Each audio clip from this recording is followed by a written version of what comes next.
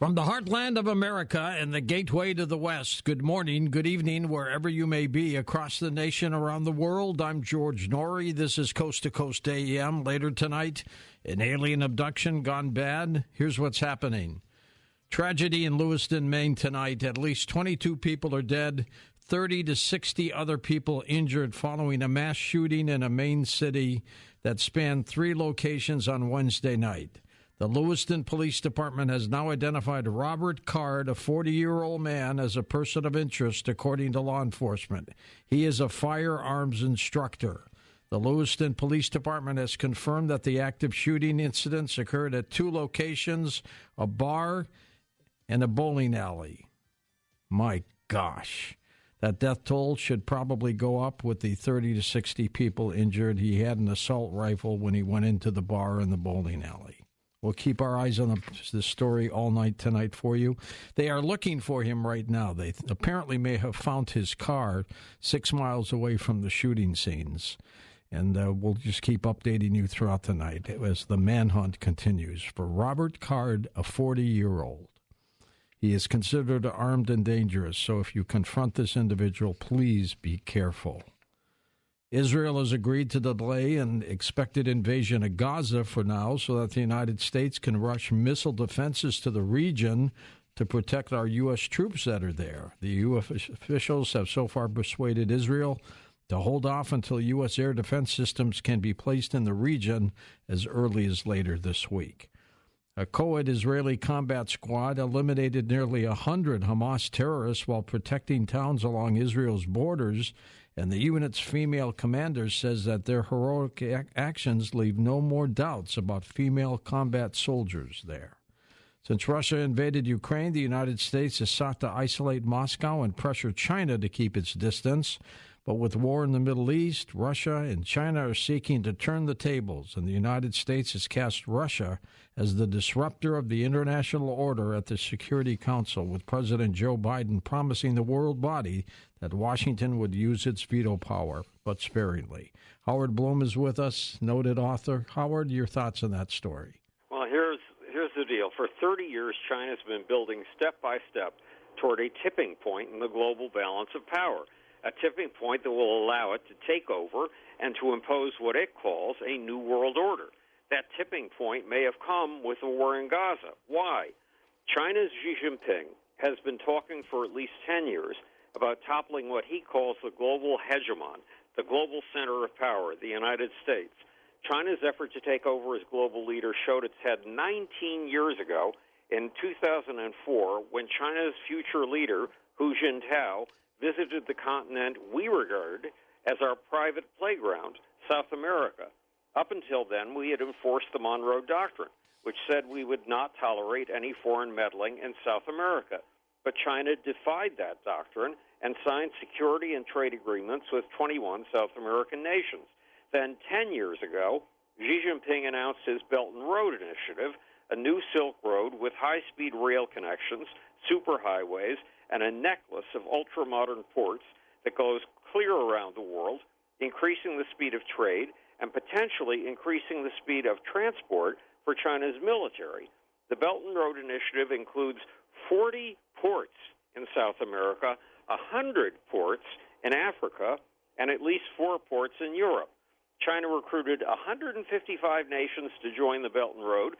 That's 75% of the world's population and half of the world's economic output.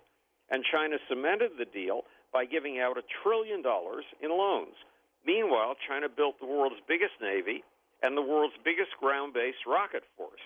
Now it aims to double its number of nuclear warheads by 2030. But the real move toward world dominance came with an undeclared military alliance you may have heard me mention before, the Axis of Evil. The Axis of Evil straddles the globe. Its members include China, Russia, North Korea, Iran, Syria, Venezuela, Nicaragua, and Cuba. And in 2009, the Axis of Evil spawned a little brother, the BRICS nations. The BRICS was originally just Brazil, Russia, India, China, and South Africa. But in August of 2023, just a few months ago, the BRICS held a summit in Johannesburg and added 6 new members: Iran, Saudi Arabia, the United Arab Emirates, Egypt, Argentina, and Ethiopia, thus bringing in the wealth, the clout, and the oil of the Arab Middle East. At that summit, India's Prime Minister, Narendra Modi, claimed that the BRICS aim to lead the global South, a coalition of 134 of the least developed nations on Earth, but a coalition with 85% of the world's population and 39% of the world's economic output. Now, who was at Narendra Modi's side? China's Xi Jinping. But there's more. Russia has brought 7 African nations into its sphere of influence and thus into the axis of evil, using its Wagner Group mercenaries. And China now has 6 of its warships parked at all times in the Middle East, including 2 guided missile ships. All of this means that China now leads 2 alliances that between them have far more than half the humans on the globe and produce far more than half of the world's economic output. On October 6th, Xi had a stroke of luck: the Israel-Hamas war. Now, why was this good for Xi? Because Russia and China both side with Hamas. Hamas is a proxy army of their ally in the axis of evil and in the BRICS, Iran. And China's stand with Hamas will gain it tremendous world sympathy. You've seen the marches in the streets sympathizing with Palestine, which puts China at the tipping point. Now, what does China want to achieve when it finally passes that point? It wants to push America out of the top spot on the globe and take over. And according to the National Bureau of Asian Research, it wants to stamp out democracy, freedom of speech, and freedom of thought forever. Howard, thank you. Howard's website, howardbloom.net. Linked up at coasttocoastam.com in our X Twitter feed. Grab your headphones. Listening to your favorite music can alleviate pain. A new study reveals that a patient's preferred music effectively eases discomfort without the need for medication, enhancing an individual's ability to cope with physical pain. Songs, recitals, or performances that participants favored significantly outperformed generic clips or relaxing music in reducing discomfort. New home sales in the United States surged higher in September from the month before, even as mortgage rates remained over 7%, making financing a home costlier and pushing a lot of people out of the market. Let's check in with investment analyst Mish Shedlock on this. Mish, would you say that's some good news? That was quite a report today, George, up 12.3%. Huge. Economists predicted 1%. I certainly was surprised by the number. I would not have expected a 10 or 12% jump. What's going on here, though, is kind of interesting, George. So new home sales are hot. Existing home sales are not. In fact, existing home sales are down 18 of the last 20 months. But the price of existing homes is still going up because there's no inventory out there. No one wants to trade a 3% or 4% mortgage or an 8% mortgage. That's the rate again today off of Mortgage News Daily. So, and I looked at prices here. The price of a new home has fallen. The median price from $496,000 to $418,000. So what's happening here to sell the new homes? Builders are cutting back size. They're cutting back amenities. They're doing mortgage rate buy downs to get someone to buy a home. So sales are up just since February. Sales are up 21%. Whereas existing home sales are down 13%. We've never seen anything like that. But what are you getting for that home? With the builders cutting amenities, size, rooms, I don't think homes are a good deal, either existing or new, George. That's my take. All right, my friend. We'll talk to you next week. Mish Sedlock, thank you very much. In a moment, Max Bennett joins us, a brief history of intelligence, evolution, AI, and the 5 breakthroughs that made our brains. He's next on Coast to Coast AM. And welcome back to Coast. George Norrie with you. Let me tell you about our first half guest, Max Bennett, the co-founder and CEO of Albi, an AI startup that helps companies integrate large language models into their websites to create guided shopping and search experiences. Now, previously, he was the co-founder and chief product officer of Bluecore, one of the fastest-growing companies in the country, providing AI technologies to some of the largest companies in the world. Max has published numerous scientific papers in peer-reviewed journals on the topics of evolutionary neuroscience and the neurocortex. His latest book is called A Brief History of Intelligence. Max, welcome to the show. I'm looking forward to chatting with you tonight. Oh, I'm so excited to be here. Thank you for having me. Is the fear of artificial intelligence founded? Do you think there's any basis to that? Yes, I do think. There's basis to it. I think the existential fears around a Skynet scenario where an AI takes over the world is largely a distraction from the more practical challenges that we need to think about. Those practical challenges include the more decisions we give to AI systems, the more we have to be confident in the way they're making choices. So, for example, if we allow AI systems to make choices around hiring decisions, are we confident they're not making biased choices? Or if we're allowing AI systems to drive our cars, are we happy with the way they make decisions and moral dilemmas that cars will end up in? So I think there's big questions around these sort of subtle challenges that will emerge when we allow AIs to make choices for us. There's also big questions around labor markets where we've been, disrupting jobs for hundreds of years since the Industrial Revolution with technologies. And one camp argues this will be like every other technological innovation where new jobs will be created. But there is a real risk that it's going to happen so rapidly that it's going to be very large job disruption. And that means lots of people will lose work, and that means there's going to be inequality issues that we need to think about. So I think those are the more practical challenges we need to think about. I'm less concerned with the Skynet scenario right now. How in the world have these inventors of AI systems, Max, gotten to the point where AI is doing so many incredible things? I mean, we'll talk later on tonight about chatbots and stuff like that and what's happening there. But how on little technical things, little chips, can they make this thing so smart? Yeah, it's really amazing. A lot of it has been inspired by understanding how the brain works, which is one of the things that I find so amazingly interesting. But in the sort of 1940s and 50s, people in the AI community started thinking about trying to design systems that were analogous to the human brain. So they designed neural networks where they would model little neurons connected to each other and try and let it learn through data. So you would show it examples of things and then see if it could learn to predict things on the basis of that. An example would be if you show it pictures of cats and dogs and you tell it which is a cat and which is a dog, can it actually start learning from that point forward? And that paradigm really hit a wall for many, many decades. And then in the 2000s, when we got to the point where the internet had so much data, we realized that if you give enough data to these large neural networks, they start being able to do incredible things.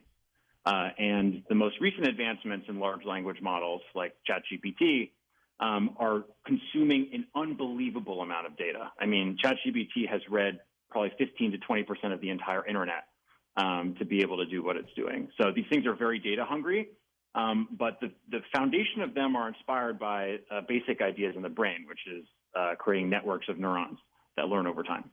It's probably read more books than I have, and I read about 3 a week. Yes. Now, your concern, of course, is the human brain, and you've written a book called A Brief History of Human Intelligence, and we'll go through the 5 steps after the break on what made our brains what they are. But tell me your interest in brain power. Yeah, I think there's so many reasons to be fascinated with the human brain. It's like hard to conceive of why one wouldn't be fascinated with it. I mean, it's the origin of who we are. It's hidden in the brain is the answer to why we do irrational things. Hidden in the brain is the answer to consciousness, that odd thing we don't fully understand yet. And hidden in the brain is the ways to build better and safer AI systems, because modern AI systems are still missing a lot of the stuff that human brains can do. Hidden within the human brain are answers to how are we similar and different than other animals animal kingdom. When we peer into our brains and compare them to other animals, we start learning about what really is unique about being a human. Answers in the human brain can be found to mental disorders. Why do people get depressed and anxious? Why do we get Parkinson's and Alzheimer's? So I think understanding the human brain is just such a fascinating frontier of science. It's hard not to get addicted to learning about it. Oh, absolutely. And how did the brain morph into where it is today over all these years? Did it get smarter and smarter? Did it get larger and larger? I mean, how did we get so much knowledge? Oh man, what an amazing story that is. So the first brain evolved 600 million years ago. Wow. Which is, to try to conceive of how long ago that was. Humans have only really been around for 100,000 years. And we've only really had history for, maybe 50,000 years. So it's a long time ago. And if you roll back the clock to 600 million years ago, all life was in oceans. There was no life on land. The majority of life was single cellular, so it was all bacterial, effectively, very small single-celled organisms. And most animals were like jellyfish and sea anemones, which are creatures that have no brains. But hidden in this, sea of small creatures with a lot of single-celled organisms and jellyfish, you would have found a very small creature about the size of a grain of rice, which is a little worm, and that is our ancestor. That's our grandmother. And she was a very tiny little worm, and she housed the very first brain. And I'm happy to dive into what that brain did, but that was the foundation on which all modern brain-enabled animals are derived. And over the course of 600 million years, brains kept becoming elaborated as they dealt with new trials of evolution, and they faced new issues and challenges, and evolution just kept shaping brains over that astronomical amount of time for a variety of different reasons. And one of the most interesting things about brain evolution is evolution is really constrained. So evolution can't design systems from scratch. So every sort of next phase in brain evolution was based on the foundation that came before. So it's a very almost clear story where, step 2 was based on the foundation of step 1, and step 3 was based on the foundation of step 2. But yes, brains absolutely got, at least in our lineage, got smarter over that 600 million year period. And I think another thing that's interesting is we like to think that humans are uniquely intelligent relative to all other animals, which in some ways is true. But when you look at the whole story in totality, what you see is a lot of the biggest breakthroughs in brain evolution occurred a long time ago. For example, in early mammals, some really amazing cognitive feats emerged. In early primates, some really amazing things emerged. So a lot of the really incredible intellectual feats are actually quite old. We continue to follow this incredible story in Lewiston, Maine, of 22 people shot to death tonight and dozens injured. And they're looking for a 40-year-old individual by the name of Robert Card. Whoever may have done this, Max, what happened to their brain, for crying out loud? Why would somebody want to conceive of something like that? Is it damaged? There is actually interesting. That's not a space that I'm an expert in, but there are some really interesting studies about people who commit crimes and looking in their brains. Robert Sapolsky has some good writing on this, where they actually have found brain challenges, brain disorders. There's a famous case of someone who committed a bunch of really violent crimes who turned out to have a tumor near their amygdala, which was thought to be creating rage. So we don't understand the origin of horrific acts like that, but there is some evidence that in certain cases, yes, there are brain disorders involved. Clearly not normal, so there's got to be something wrong, don't you think? Yeah. Yes, absolutely. Our special guest is Max Bennett. We're talking about his book, A Brief History of Intelligence, Evolution, AI, and the 5 breakthroughs that made our brains. We're going to talk about these 5 breakthroughs in a moment on Coast to Coast. His website is abriefhistoryofintelligence.com, which is linked up at coasttocoastam.com. What got you so interested in the brain?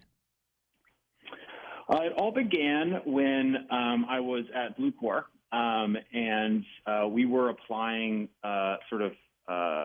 emerging technology in artificial intelligence to real-world applications. So we would work with very large companies to help them predict what customers would want.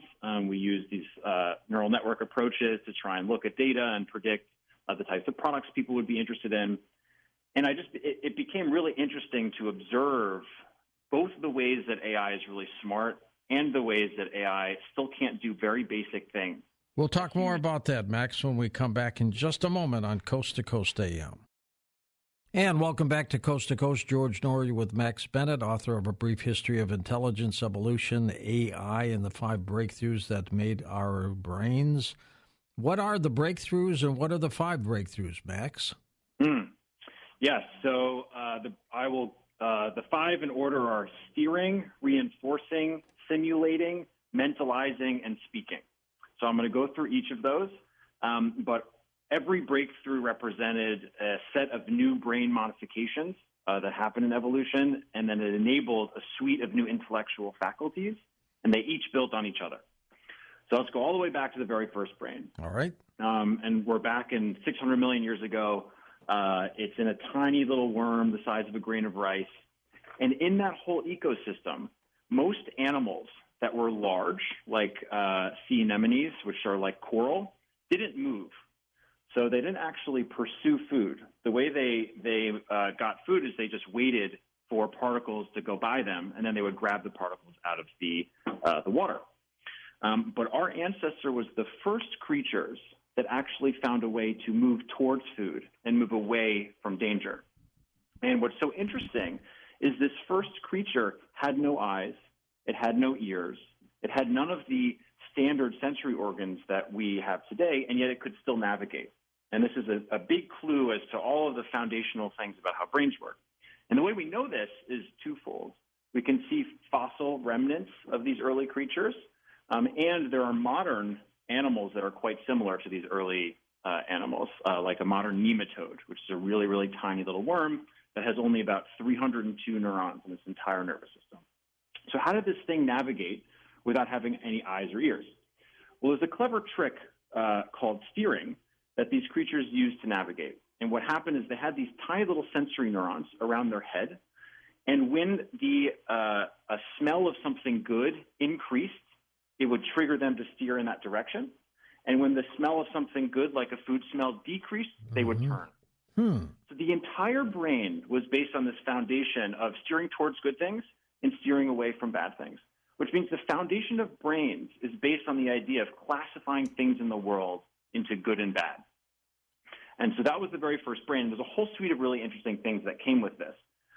In that brain, the standard use of dopamine, serotonin, and adrenaline emerged, which has a really interesting relationship to our modern brains. So there's a whole long journey of how we've tried to understand what dopamine does, for example. And so for a long time, people thought dopamine was the pleasure chemical. And there's been a lot of research that shows if you stimulate dopamine neurons in a rat, for example, every time it pushes a lever, the rat will endlessly push the lever. And that makes people think, oh, it must be the pleasure chemical. They want it. They want more. Yeah. They want more, right. It turns out this guy, Ken Barrage, did some incredible studies that revealed that dopamine is actually not pleasure. And this goes all the way back to the first brains. But his experiments were the following. He said, okay, well, we actually know that rats make very specific facial expressions when they enjoy food. They smack their lips, and they make a gaping face when they don't enjoy food. And so if we give these rats a ton of dopamine, do they actually show more pleasurable lip smacks? And the answer is no. They will eat a lot more, but if anything, it looks like they don't like the food anymore. In fact, if you remove dopamine, so they have no dopamine in their brain, they'll stop eating, but if you put food in their mouth, they'll enjoy the food. So what does this mean? It means dopamine is not about pleasure. It's about craving. Dopamine is about pursuing things that we want. It's not about the actual enjoyment of things when we get it. So let's go all the way back to a nematode now. What are the dopamine neurons in a nematode? They're little neurons that stick out of their head that detect the presence of food around the animal. And then there's another set of neurons in a nematode's throat that are serotonin neurons that detect when it's actually eating food. So in the very first brain, dopamine was a signal for good things are nearby, and serotonin was the signal for good things are actually happening. Amazing. And that basic template between these two neuromodulators exists all the way throughout the animal kingdom. And it served a whole purpose for steering because, and you see this in a Roomba. I don't know if you know what a Roomba is, the little robot. The little vacuums, yeah. Right. So Roombas work very similarly to the first brain. So there's something called dirt detect in a Roomba. When a Roomba passes a patch of dirt, it assumes there must be nearby patches of dirt. So it changes its repertoire. So if it passes a little piece of dirt, it starts turning randomly in the local area because it predicts that if there's a little dirt in one location, there's probably dirt nearby. This is exactly what dopamine did and does in nematode brains. If it detects a little bit of food, it floods the brain with dopamine, which triggers it into an emotional state of what could be called exploitation. And they start turning around looking for food for a while until dopamine levels drop, and then it keeps going elsewhere. So dopamine is this initial seeking chemical. Serotonin is the satiation chemical. It makes them stop and rest. And adrenaline is this big fear chemical. So the basic template of emotion and stress and categorizing the world into good and bad was all present in this steering brain of the very first animal. That was breakthrough one. Number two? I can keep going. Yep, let's do all five. Okay. So moving forward 50 million years into the Cambrian period, our ancestors evolved into a creature that was most similar to a modern fish, which were the first vertebrates. And they now had eyes, lens-shaped eyes, so they looked very similar to a modern fish. They had ears. They had a vestibular system, meaning they could detect direction. And so, they had the basic template of what we think about when we look at a fish. And most of the creatures in the Cambrian period were arthropods. So they were huge insect-like creatures. And our ancestors were very humble, tiny, maybe 1 to 2 inch long fish in this whole world. But if you looked in their brain, you would see a brain that has most of the same structures as a human brain, which is exactly what we see when we look at modern fish, which is kind of mind-blowing to realize that even in a tiny fish brain, you can see most of the same brain structures as a human brain. And so the question is, what does this brain do?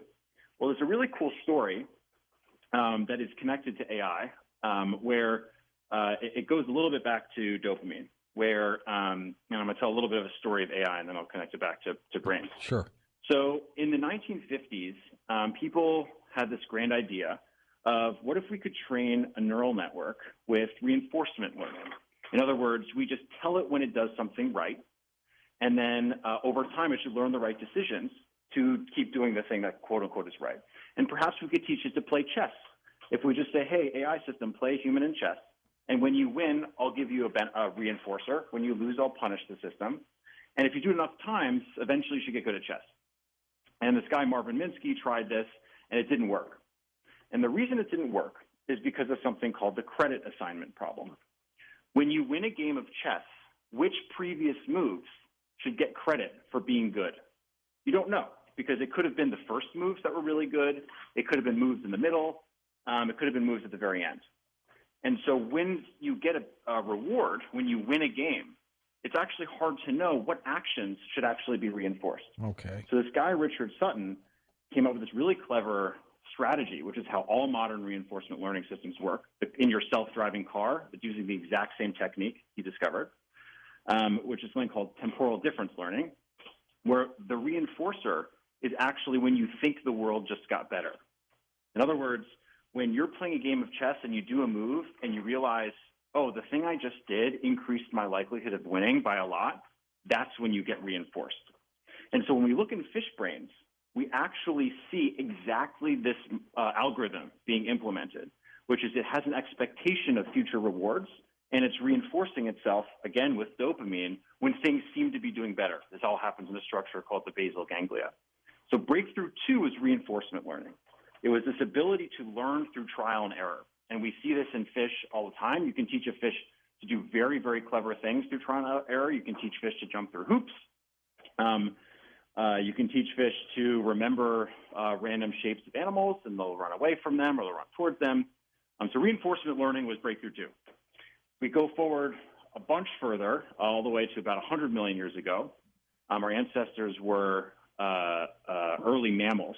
and they most resembled an early creature that would look like today's squirrels.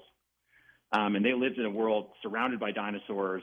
They were very low on the totem pole. They were hiding in burrows. Mm-hmm. This is the world of dinosaur life. And our little mammal ancestors evolved a new brain region called the neocortex. And the neocortex gave them a very remarkable ability, which is to imagine the world as it is not. In other words, to simulate things. So a mammal can imagine futures and remember past, and can consider alternative decisions. Interesting. And we see this in rats today. So if you put a rat in a maze and you record neurons in its hippocampus, which has these things called place cells, you can literally watch a mouse imagine going down different paths. And you can watch it imagining eating one type of treat versus another before it makes a decision, which is unbelievable. We can literally go into mouse brains and see them imagining things. And so simulating is this incredible ability to not only learn by actual trial and error, but to learn by vicarious trial and error. In other words, I can learn before I take an action. I can imagine doing things and then decide to do them. So an incredible break forward. And this is one thing that's really missing in AI systems, which has important consequences. Breakthrough 4 emerged in early primates, something called mentalizing, which is the ability to think about thinking. And this is another key thing missing in AI systems. So if you go into a primate, there's some cool stories where primates trick each other. One famous one is this guy, Emil Menzel, was trying to teach a chimpanzee to find locations of food. And he would place a little piece of a treat under a rock or in a bush and show one chimpanzee in this group where to find it. And that chimpanzee would very easily find the treat. But then he noticed something that he did not expect to find, which is when Belle, one of the chimpanzees, ran to the treat, she would share it with other chimps in the group. But then what started happening is Rock, the top chimp, would take the treat from her for himself. He was kind of a jerk. So what Belle started doing is she wouldn't go to the treat until Rock was not looking. So she was trying to prevent him from seeing it. But then Rock, in exchange, began looking away, pretending he wasn't paying attention until Belle would go to the treat. Then he'd turn around and run towards it. So then Belle started trying to lead Rock in the wrong direction and then run back. So this cycle of deception and counter-deception is really amazing evidence that chimpanzees and other primates, we see the same thing, can actually think about each other's thinking. Because in order to do that, she needs to understand, well, I can trick Rock into thinking the rock is not here or the treat is not here if I bring him in the other direction or if I look away. So mentalizing is this really amazing feat that emerged in primates. It comes from a variety of brain structures like the granular prefrontal cortex. And that's a really crucial thing missing in AI systems for reasons I can go into. And then breakthrough 5 with early humans was language. And language is only really possible because of mentalizing, because when we talk to each other, we're always inferring what each other mean when we speak to each other. So, and this is a big problem with AI, where when we say things to them, if they don't know what we mean, there's potentially dangerous consequences, which I can talk about. So anyway, those are the 5 breakthroughs. It was very fast. I can go into any of them in much more detail, but steering, reinforcing, simulating, mentalizing, and then speaking. Do other creatures have a language? I've long suspected that some animals or insects have an ability to communicate with each other. But is it a language or something else? Very, very good question. So all creatures communicate with each other. I mean, even single-celled bacteria send chemical signals to each other and will share genes when they need to share genes to help each other out. And we know for a fact that monkeys signal each other.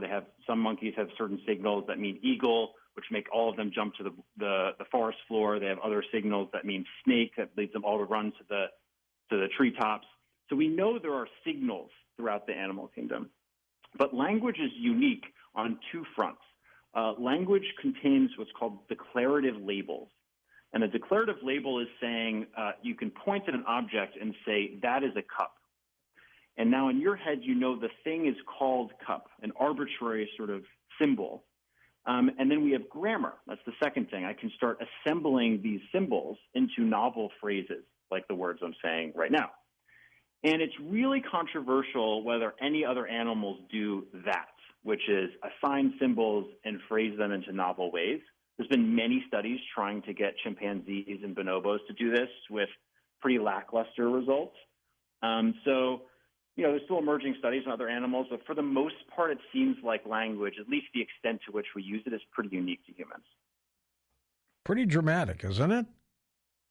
Amazing. Oh, language was mind-blowing. Language was the first time when we could learn from each other's imaginations. Think about how powerful that is. I can go, before language, if someone in our primate group ran across the forest to a different location and saw that a red snake biting them was really bad and is really dangerous, they could never share that information that, hey, avoid red snakes. It was impossible. But with language, I can share, hey, this thing happened in the past, and now I'm going to give you that information about it. Or together we can plan a hunt. I can say, hey, let's go to this location. You go left, I go right. When I whistle 3 times, we're going to start hunting together. And all that type of coordination was not possible without language. It's unbelievably powerful. Max, we're going to take a break at the top of the hour and come back and chat a little bit more. I want to talk with you about ChatGPT, as a matter of fact, and why so many people seem to be concerned with that. We're talking with Max Bennett. His book is called A Brief History of Intelligence. His website is linked up at coasttocoastam.com. And when we come back, we'll open up the phone lines to give you an opportunity to talk with him about the brain and artificial intelligence as well.